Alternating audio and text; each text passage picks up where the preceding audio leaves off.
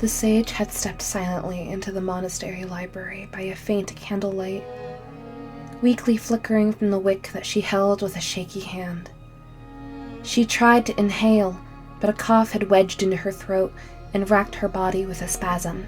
The violet sage had wandered the endless hallways and held her breath. Now the only sound was her deafening heartbeat and the wheezing breath struggling for oxygen. She blinked a pale, tired gaze at the door in front of her, looming at the end of the hall. The door was crisscrossed with padlocks and runes, carved into the ancient flesh of the wooden door. She placed her spare hand along the wood and traced the splintered edges with a shaking finger. The sage had carefully removed her palm and procured the key that she had nestled in her knapsack. Glancing anxiously over her shoulder before she did anything else to peer down the darkened passage, there was no one else to witness this. The sage took a deep breath and turned back to insert the key into the padlock and twist it slowly as though performing a ritual. The old iron groaned under the new motions and swiftly unlocked itself with a whine of steel and gears. It dropped quickly to the floor, clattering loudly and echoing like thunder through the area. She winced as the chains followed swiftly after it to coil up onto the ground, snaking and piling onto itself several times over. This was the point of no return. She had opened the forbidden sect of the monastery, and there was no going back. The sage would need to follow through if she wanted to live her dying days, feeling only joy and relief. She couldn't keep secluding herself in the temple and hoping that she'll be miraculously cured. If the sage were to live, she wanted to live knowing that she had finally felt the warm embrace of another that she had emotionally connected with. She placed her palm onto the rough wood of the door and used all of her strength to push it. It resisted for a moment before giving way and procuring a cloud of dust where the iron edges scraped against the floorboards. The ill sage coughed again, but pushed on. The door was open, giving way into darkness as it beckoned her to follow. She audibly gulped and took the first few steps into the utterings of shadows. The candle barely lit the space, and it was much smaller than the actual library catalog in the previous room. There was a reason this place was cut off, and she knew that it had to do with the forbidden magics of long ago that had invited the beings of twilight into the safe haven of her world. Such a peace could never be allowed to be disturbed again. The sage walked through the darkness with only a shaky candle to filter through the blackness. The room reeked of dust, mold, and mildew. She figured that it was likely from the trapped moss on the room settling and rotting underneath the layers of ice and snow. She felt her way in the darkness until she found a table coated in layers upon layers of dust. She brushed some of it aside and set the candle down to investigate the books. She hadn't been to this side of the monastery before, but she knew the dark secrets that dwelled within it. The sage released another weakened bout of coughing as she sat down and began to search through the dusty tomes. She brought her hands to the hems of her fur-lined dress to bunch them up at the knees as she settled on the cold ground. This surely wasn't good for the health of her lungs, but she needed to do this. Her fingers grazed one spine of a weathered book, cracked and rough with the chillingly smooth iron frames binding the sides. She swallowed hard, now her heart thudding wildly. Something primal stirred in her mind, but she didn't care. The sage extracted the book and held it up to the candlelight. When she saw the cover, she knew exactly what she needed. The Encyclopedia of Demonology. She eagerly put the book down onto the table after scrambling to her feet. She eagerly flipped through the index, desperately searching. There were the 7 sins, and it came with a heavy heart knowing that the sin she required at this time was one of lust. She needed the prince to fall in love with her, and she could do it now. The solution was finally minutes away from her grasp. The sage took a deep sigh and moved to the Lust Demon's page. He had only surfaced to relevance nearly about 100 years ago. He had a sordid history with the kingdom, and was the one who had caused the near downfall of the royal family and his dabbling with the manipulating the royal advisors to harm the well-being of the royal and divine artifact, the heart. But at that moment, the sage was out of options. She needed to find that happiness, and she wasn't going to find it rotting away in her room at the top of an isolated mountain. She inhaled slowly and dug out the lines of chalk from her knapsack, followed by jagged blades dusted with the residual pollen of roses. She followed the instructions closely, following them to the exact letter. The curving slopes of lines were difficult to draw when her chalk snapped on a crack in the floorboard, or smudged thanks to sand and splinters. Despite these roadblocks, she worked tirelessly as beads of sweat formed on her forehead. Tears brimmed in the sage's eyes as she marked a broken heart in the center of the intricate and dazzling lines of the chalk circle. Around the edge was dancing with rose petals and brimstone. An extra circle of salt surrounded the ritual, just for protective measures. Once the lines were complete, she had picked up the blade and held out her hand over the center of the ritual. If the other sages had found out what she was going to do, she would surely be kicked out of the monastery without a second thought or a chance to explain herself. Not that it mattered. She was going to be leaving soon enough. Utterances of celestial words and forgotten dialects emerged from her mouth as she sang and chanted the words of infernal gods. She stuttered a bit when she noticed the line of rose petals had burst into flames, crackling and lighting up the room in an unnatural red light. Despite this, the sage continued the unholy incantations. Through the crackling and heat of the fire, she held out the palm of her hand and slit the knife across it. There was a brief sting as she watched her sky-blue blood begin to seep out from her palm. She bit her lip and squeezed her palm to allow the ichor to drip out into the center of the circle.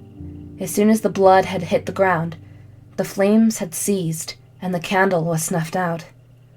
The room was enveloped in a deathly silence, save for the sage's terrified breaths and pattering heartbeat.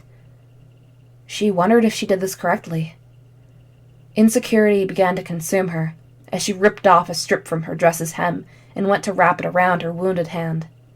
She blinked slowly and stared at the circle silently, begging for it to do something, anything.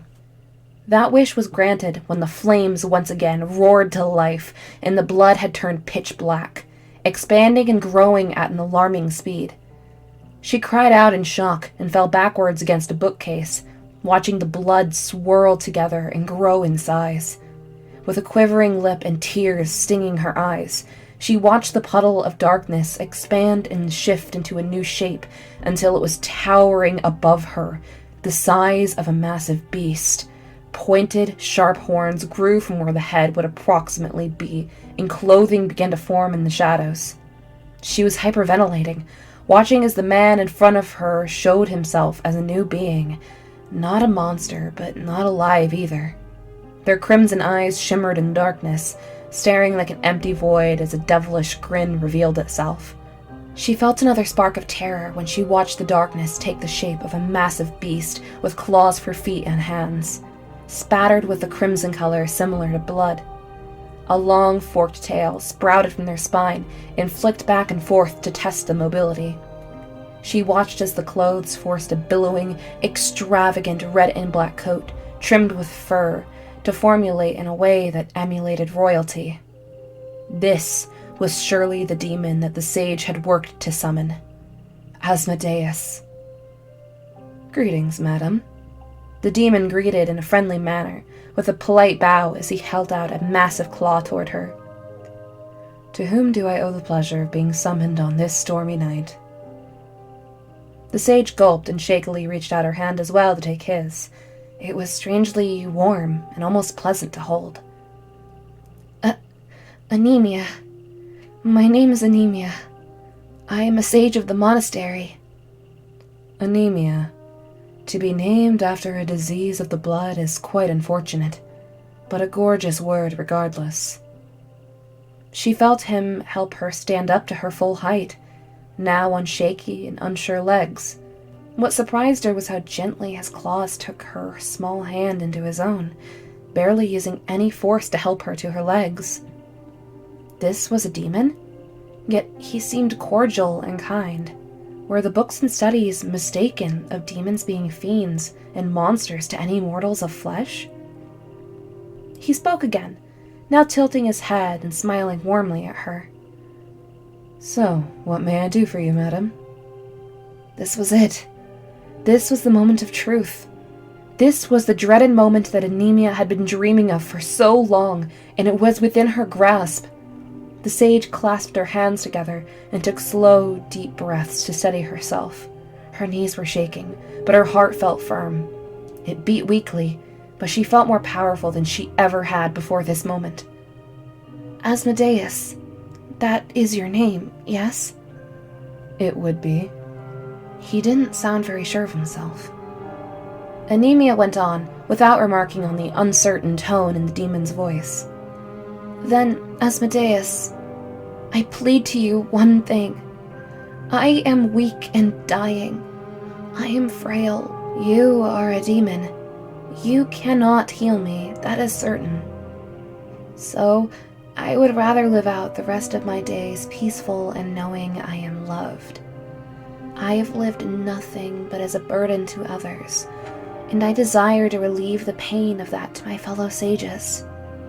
I ask you to turn Prince Sink's mind fondly to me. I want him to love me and hold me for the remainder of my dying days." "Oh, unrequited love?" Asmodeus seemed amused, something that made her blood nearly boil. "That has always been one of my favorite subjects.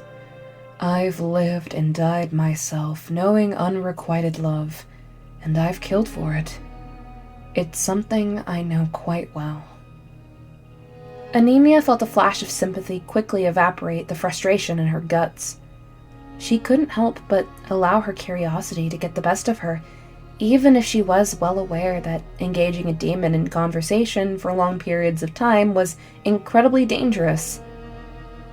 "You sound sad saying that," she observed.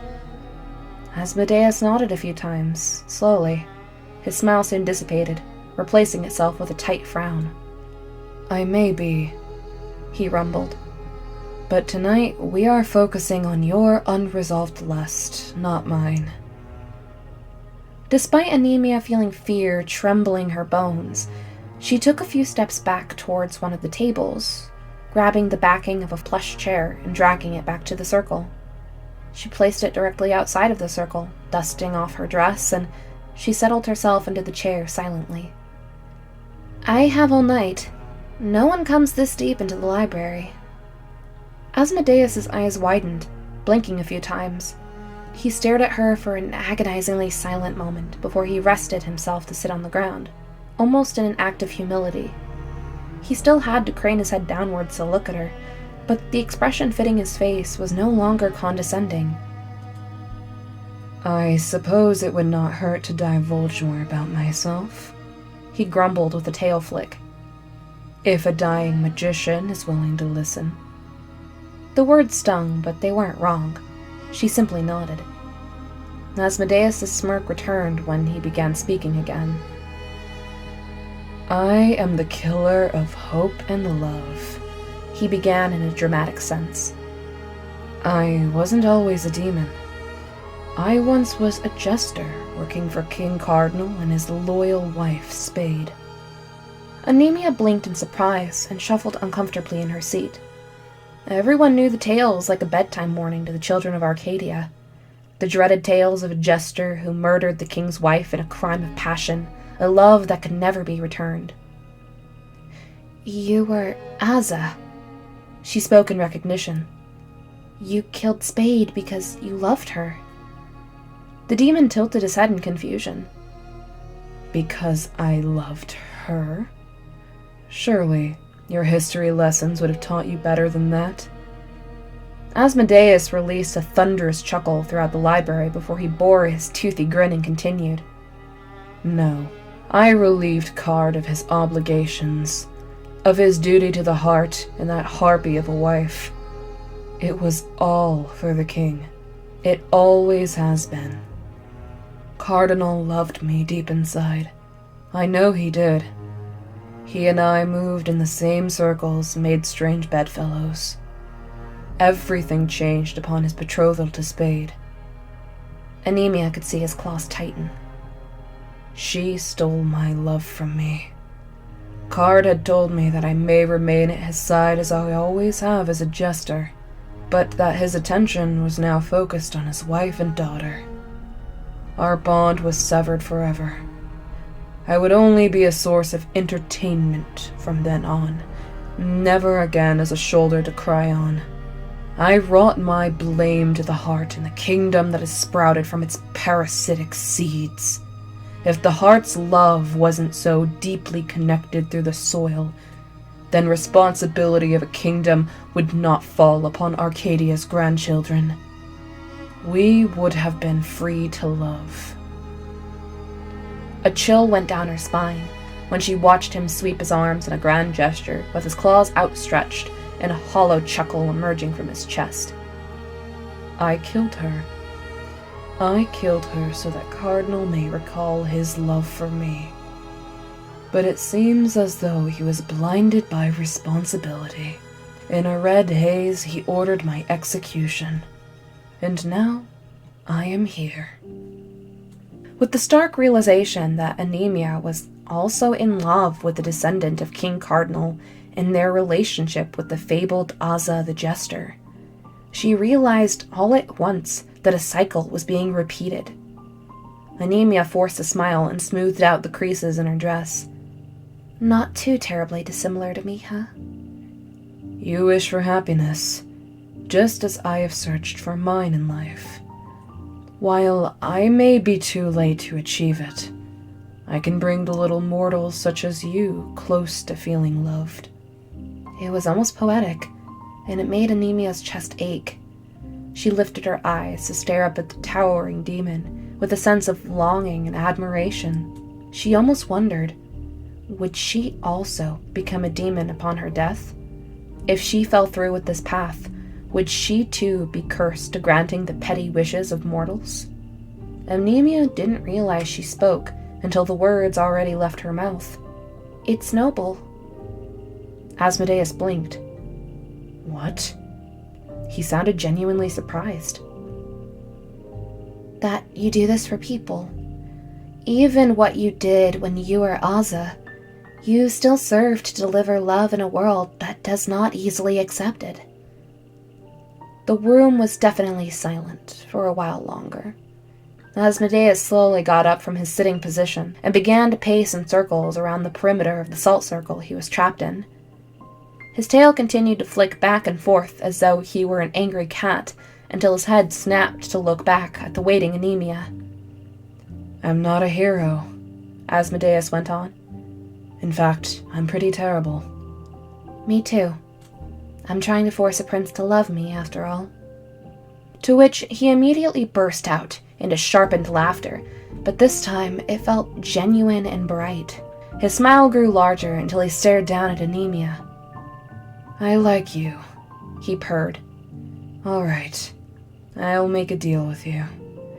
I'll make that pompous prince love you exactly as you are. But surely, you know how these things go.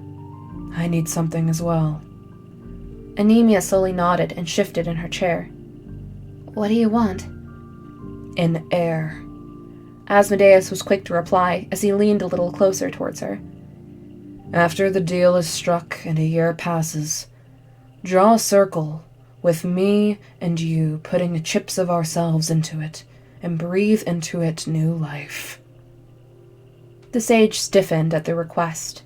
She snapped to look back up to Asmodeus, now a swarm of fear fluttering in her stomach. The ritual to procreate was something sacred, requiring a promise from both parties to take care of the offspring. It wasn't something perverse or even intimate, however. All they would need to do is sacrifice a small piece of their bodies into a specified arcane circle and sing the mantras. Though Anemia didn't even realize that it was possible with a demon. She couldn't help but swallow hard. Why? Why? Asmodeus echoed as he tapped his claw on his chin a few times. Isn't that the purpose of life? to reproduce. I have just told you a woeful tale of losing all the love in my life. If I produced a son or daughter, then I could perhaps replicate that adoration I couldn't give to anyone when I was Aza, though the ritual still requires at least one other person. Now, who would want to damn an entire creature's being to being born as a demon right from the start? No one would want to sacrifice someone's potential well-being and hope for that. But it is just that, isn't it? To bear a child truly is the most pure form of love. Help me do this, and I will allow Sync to love you. Anemia bit her lip and held her face in her hands. Her entire life, she was told that she had to reserve her rights of procreation to who she loved the most, to whom held the most passion and hope in her heart. It was a pure desire, simple in nature. To love for the sake of loving and die happy was all that Anemia's ill heart longed for. And yet, there was a double-edged sword in allowing that right to love be taken by a demon for a transactional purpose. It was twisted. The purity will lose its meaning. And yet, Anemia's selfish soul couldn't ask for more. To die alone and unloved at a monastery she was considered a burden was a fate she needed to avoid at all costs. In front of her was the chance to escape the emptiness and dull meaning to her life. If it meant damning one person, then so be it. Anemia deserved to love herself for once in her miserable life, and this opportunity wouldn't happen again. With a frozen determination and powerful intent clouding her judgment, Anemia held out her hand past the salt circle for Asmodeus to take. Okay. There's not a single waver in her voice as she spoke with confidence. Asmodeus's wild grin returned as a cackle reverberated through the library halls. He reached forward again and took Anemia's hand into his own, grasping firmly. He shook her hand and stared down into her with a steely gaze, all while the sage returned the empty stare. So it has been struck, he chuckled.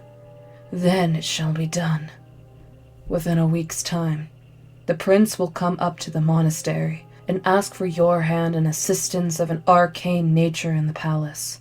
Follow him there. The longer time you spend with him, the deeper in love he shall fall for you. Meanwhile, after a full year has passed of you residing in the palace, I will return for your end of the bargain. Together, we will create new life. Anemia froze up when she felt him bring his claws instead to rest on either side of her face. All of her bones were paralyzed with fear as he forced Anemia's head to crane uncomfortably upwards to stare into those hollow, crimson eyes of his. Anemia's legs turned into jelly upon seeing that there was nothing inside of them, not a flicker of hope or love. As she winced, she noticed that there was a slight fire swimming in his irises. The scent of burning flowers and cheap perfume was overpowering, and the warmth of his claws were no longer comforting, only a grim reminder of what she lacked. The only emotional connection I've ever made in my entire life is with a demon, Anemia realized to herself silently. And I don't mind it. Am I terrible that I don't have a problem with this? Does this make me just as evil? This is the dawn of a beautiful friendship, he murmured almost lovingly as he toyed with the tuft of her hair atop her head. I am eager to see you again, my dear.